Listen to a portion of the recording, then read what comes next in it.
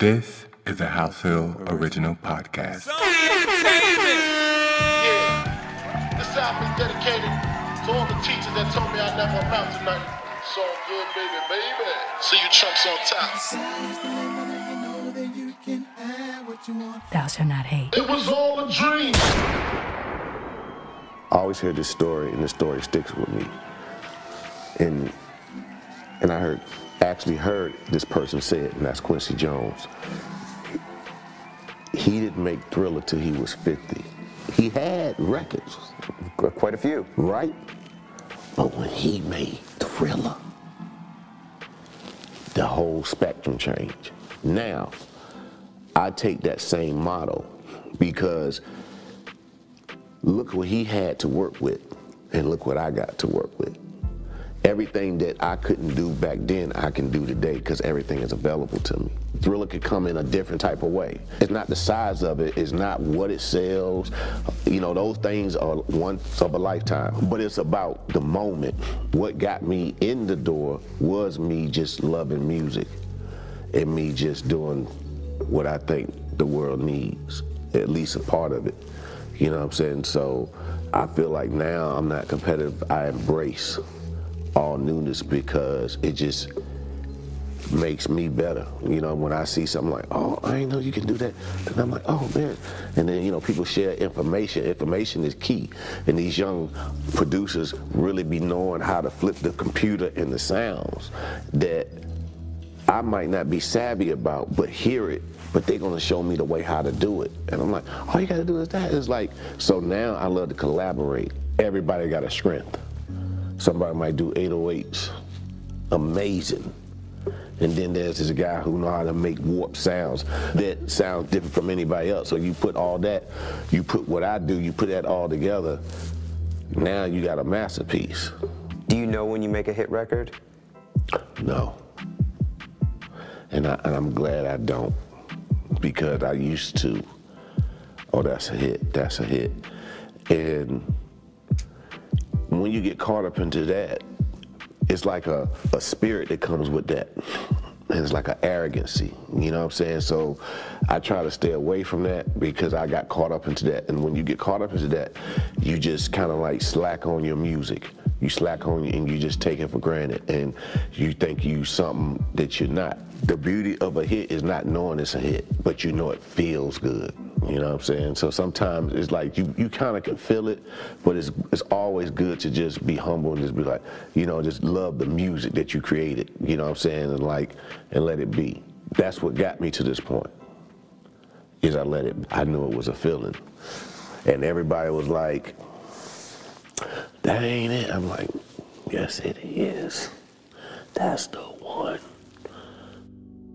I had to build a team around me at the same time, like find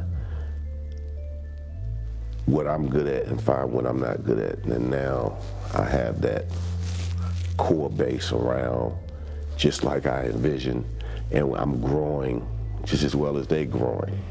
And I just go around and just build my team of producers that I feel that can't nobody see. And I feel like I just put them all around like Minority Report. So how I do it is like I got a screen in my house, like technology, and somebody could be in Germany, one of my producers stay in Germany, and I produce with him through Skype or FaceTime, and I can see his colors and move his stuff around and be like, no, put the kicks, cause now. Oh, so you could go into his Pro Tools or whatever he's using. I can go in here and move his stuff around. How I do it now, I just take ideas that I might get each day, and then I go back, and I take like about the end of the month, and I go in the studio, take all my ideas, and then I start to produce. Then I bring in all my, you know, the team, everybody, and I say, well, let me hear what you got, what you will say on this. Or then I might say, ooh, that's dope. And I just start piecing. To me now, it's like I piece stuff together.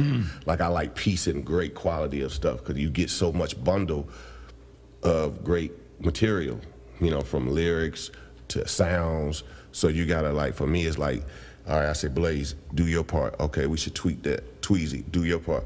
All right, I'm gonna put, now that they did all their parts, I tweak their stuff and move it around and then play it back for them and be like, nah, it don't sound right. My voice don't sound like this, or it don't. So it's almost like a learning as I build. I think beats are not made by like how we used to do them. I think they come as a package, as a loop, and it's for you to figure out which program to run it through, to trick it out, and to make something that once was be something totally different. Well, that's how I look at it now. I take patterns, layers, and blend the colors. Like the beat making has changed. It's not the same no more. I was a big fan of Mantronics, and he did this record called King of Beats, and I never heard from him again. And then I told myself, I can't be like that. And for me, what kept me going in this game is just always trying to outbeat myself, never get comfortable, never settle. Just because I had a #1, that it was like, that's cool. But I always knew somebody else was coming, such as yourself, Pharrell, Kanye. I knew it was, those people were about to be born, so I just wanted to stay ahead of the curve. That's what kept me going. And the main person who really, really kept me going was Missy Elliott. Shout out to Missy. She always challenged me to do better, push better, because I can do 100 beats for Missy, and she would probably only pick 2 out of the 100. And I'm like, this it? Yeah. I can't dance to it, Tim.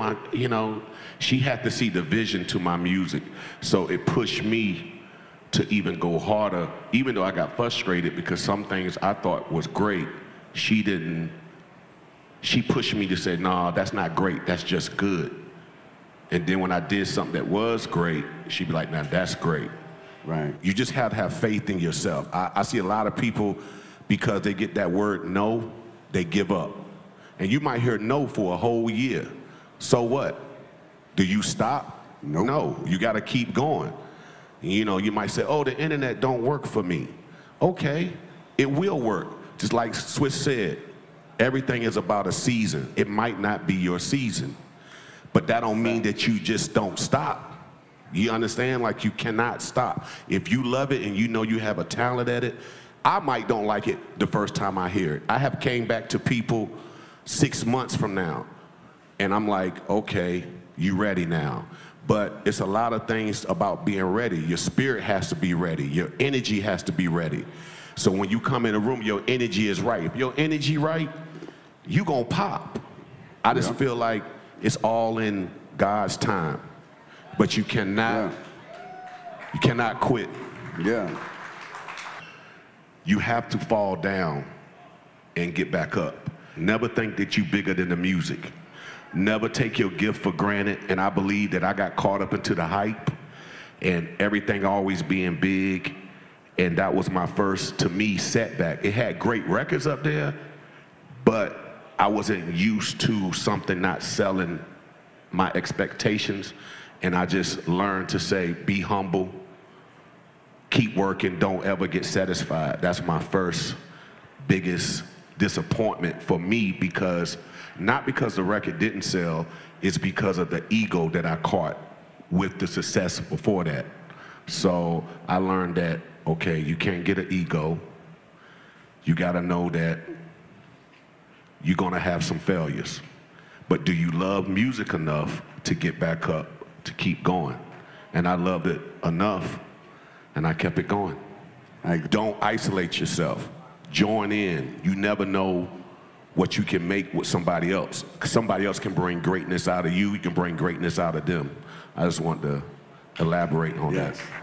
For me, what keeps me going today is that man right there, Sean Puffy Combs. And the reason why I say that, I watch his Instagram when he say hustle. I could be sleeping in the bed. He make my ass get up. You need somebody that you look up to, that inspires you. I've been knowing him for years. Nobody works as hard as this man. Nobody. And sometimes I'm thinking I'm doing something that's great. I'm not great, I'm still good because he's great. And I look at his page and I look at him and he keep me going.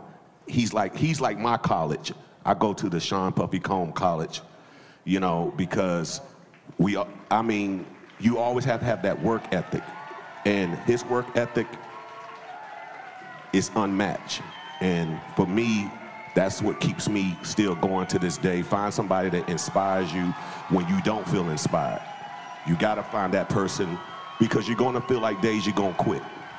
You're gonna leave out of here, you're gonna feel down. Somebody gonna say, oh, that beat is whack. You find somebody that inspires you, that push you, to keep you going. Like I said, he's that guy.